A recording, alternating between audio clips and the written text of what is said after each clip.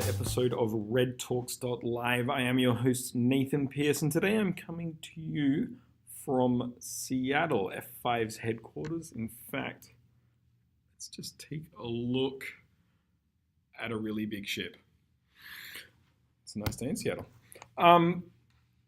This is going to be the first episode in a short series around infrastructure as code. I've been looking into the infrastructure as code practice for a little while, and I've noticed that largely it's been oriented around servers, server infrastructure, getting an OS up and running, putting the right frameworks and stack, configuring the front end, and getting that running. And that's great. And for those who aren't familiar with infrastructure as code, that's using like developer kind of tooling to manage the deployment, changes, rollback, RBAC, all the really cool things you get from infrastructure as code. But it's not really extended past server infrastructure. It's not really got out to network infrastructure yet. So I set off and started prototyping and looking at ways we can do this. And today I'm going to release a Webhook server that runs on the F5 Big IP Application Services Controller. So by putting this Webhook server on a big IP, it can receive GitHub commit messages, and suddenly we have an automated infrastructure as code, network infrastructure as code solution. So I thought I'd share this. I'm really interested to hear people's feedback, whether this is interesting. I'd love to hear from people who have extended past just server infrastructure in their infrastructure as code practice and what their experiences have been, and how they found that, how that works for them, whether it's a manual thing, like are you managing the configuration in source code kind of management tools and you're copying it, or do you have like that kind of integration set up as well? So yeah, I hope this is a useful short series. I'm going to give a very quick demo of how it works in this first episode, but then the next episode I'm going to go into much more detail, like how you do rollback, how you manage roles of who can commit, who can approve commits, who can request commits, those kind of really cool stuff that you natively get. In this environment, all I have is a big IP version 13.1 something, and I'm running GitHub Enterprise. So GitHub Enterprise, it's basically like your own copy of GitHub. It looks the same, it works the same, but for those people who can't put their infrastructure configuration online for maybe some governance reason, you don't miss out. It's really cool that you can have your own GitHub. So anyway, as the great philosopher Batman might say, to the demo copter. So now I'm logged into my lab. I have a copy of GitHub Enterprise. So this is just GitHub, but mine. I have a big IP over here. This is an F5 big IP. It is running in AWS. However, this solution will work anywhere that big IP and GitHub are available, which is pretty much anywhere. There's nothing on this device. It's just got a license and a management address. So you can see here, empty. Okay, so what I've done is I've set it up. This is just going to be a quick demonstration. In the next episode, I'm going to go into the details of how it all worked. But just to show you why you might be interested in the next episode, let's quickly log in to, we use the right password, which would be a good start. Okay, so I'm logged into GitHub Enterprise now. I'm going into my IAC infrastructure as code org. I've created this repository right here. Has the same host name as my big IP that I'm using. I just do that so I remember which one I'm working on. You don't have to do that. What's important here though is I have set up what is called a webhook. So this endpoint, GHE listener, I've written this worker that runs on a big IP. It's using iControl's LX language extension framework. So once I've written a bit of JavaScript, so it runs on Node.js, this gets exposed through F5's iControl REST API, like just a normal native kind of citizen. So I've written this webhook server on big IP, and I've told GitHub anytime a commit happens, in fact, let's go in and take a quick look.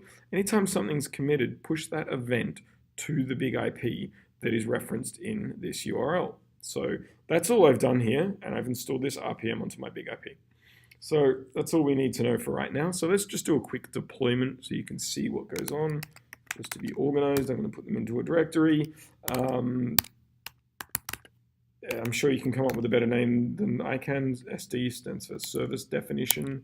Here's a service definition I created earlier. We'll just copy that in and paste. So I've told it I want you to go create a VIP. I want you to put a HTTP monitor on the pool. And these are the servers I want in the pool that are listening on port 8080. So this is a very basic configuration, perfect for demos, not really stressing anything out. Deploy new service is going to be my commit log. Doesn't say a lot. I'm going to commit direct to master because it's a quick demo. I will show you how to not do that and create protected branches so that there's an approval process in the next episode when we go into more detail. But for now, let's just show the magic. Okay, I've hit deploy. That's all I've done. So if we now go in here, you'll notice this tenant that wasn't there, this administrative petition. I log into that administrative petition and there's my configurations. The .11 listening on port 80. I've got a pool that's been created. It has 3 members in. The monitors come up red because the servers don't actually exist. So the monitor, the HTTP monitor, has gone looking for them and said, they're not there. It's just a lab. And here's my awesome pool up and running. It was that simple. This doesn't just deploy. That'd be boring if that's all we could do. So let's go in and we'll just show you what it looks like. Let's say server 3 has been causing me a little bit of grief, and we're going to take it out for some administrative changes.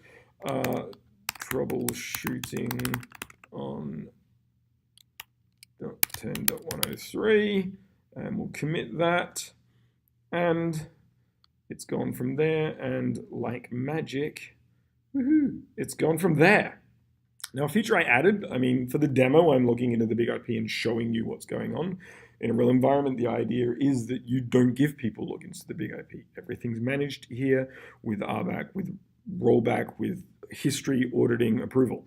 So to help with that, I've added a feature where it phones home and creates an issue for each deployment. So for example, that was me actually just cleaning up before starting this recording. So we can just close that and we're done. Okay, so the next issue, this was the first deployment that we did. 200 success, awesome, good. I know that one worked. Let's close that issue out. Fantastic. The next issue that came along was a modification. Again, this was successful. Fabulous, good to know.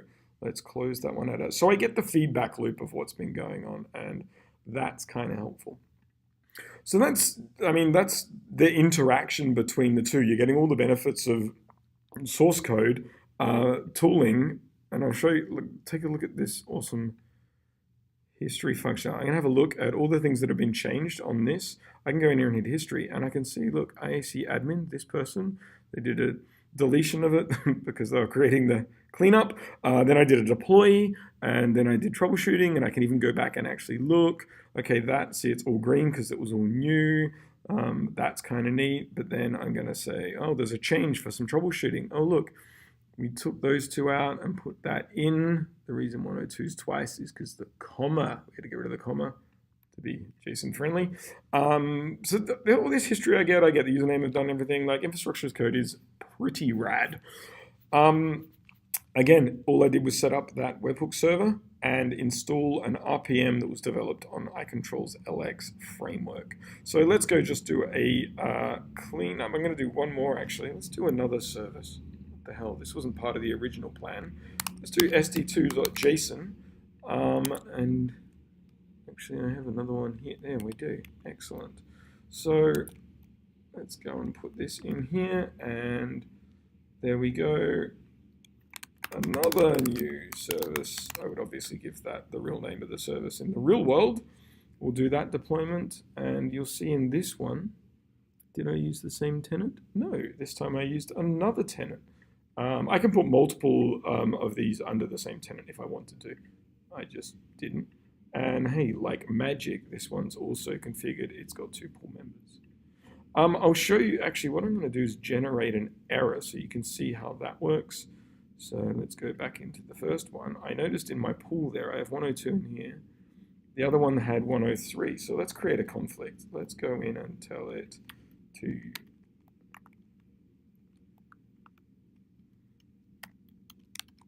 use that. And we'll commit this change. Wunderbar. Okay, I told that to go run. I get in here and look, oh, error 422. So let's go in, and actually it said there's a conflict. I've used something that was already in use. So you get the feedback loop, you know what's going on. You have the audit trail of what happened. We have the user that caused that, because everything is tracked. So yeah, that's the quick intro to infrastructure as code.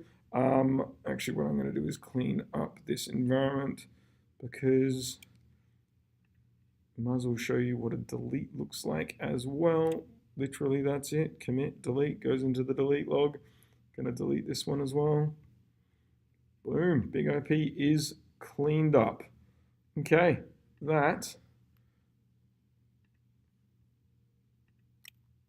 is the end of our demo. Come back again, check out the full episode on my GitHub NPS, GitHub Enterprise Infrastructure as Code webhook if you want to see the details and the code itself and documentation. This has been Nathan Pierce, your host from REDtalks.live. I hope infrastructure as code is interesting to you. Thanks for listening.